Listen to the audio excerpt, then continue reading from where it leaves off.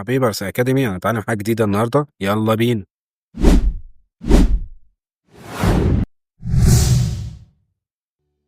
هنتعرف على أداة مهمة جدا من أدوات التحليل المالي وهي بريك إيفن بوينت. القهوة بتاعتك وتعالى نشوف الأداة دي هتعرفك مشروعك بيكسب ولا بيخسر.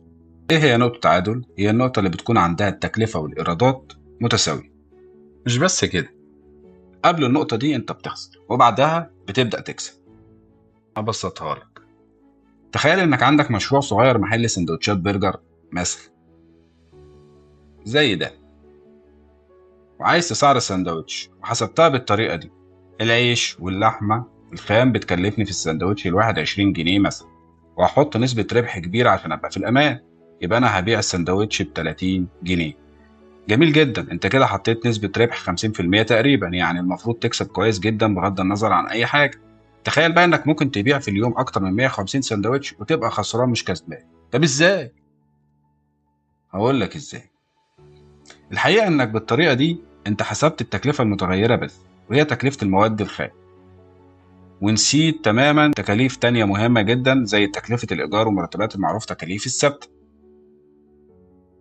فإحنا عندنا فيكسد كوست، فاريبل كوست. يبقى أنت عشان تقدر تحسب الموضوع بشكل صحيح لازم تعمل بريك ايفن اناليسيس، وهو إنك تقدر تحسب نقطة التعادل، وهي عدد الوحدات اللي محتاج تبيعها عشان تغطي كل تكاليفك الإجمالية، سواء بقى كانت ثابتة ولا متغيرة. هي ليها معادلة بسيطة كده عشان تقدر تحسب نقطة التعادل. هي دي المعادلة: بريك ايفن بوينت بتساوي الفيكسد كوست على البرايس ناقص الفاريبل كوست. لو افترضنا في المطعم ان التكلفة الثابتة في اليوم من ايجار مرتبات وخدمات بتعمل حوالي 2000 جنيه، يبقى الفيكسد كوست عندك 2000 جنيه، الفاريبل كوست احنا قلنا 20 جنيه، والبرودكت برايس احنا قلنا هنبيع ب 30 جنيه.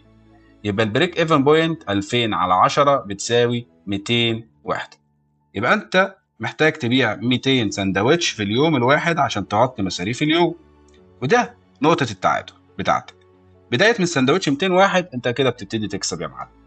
لو بعت 199 سندوتش في اليوم يبقى انت كده خسران. بريك ايفن اناليسيس، وده شكل الجراف بتاع قبلها لوسز وبعدها بروفيت.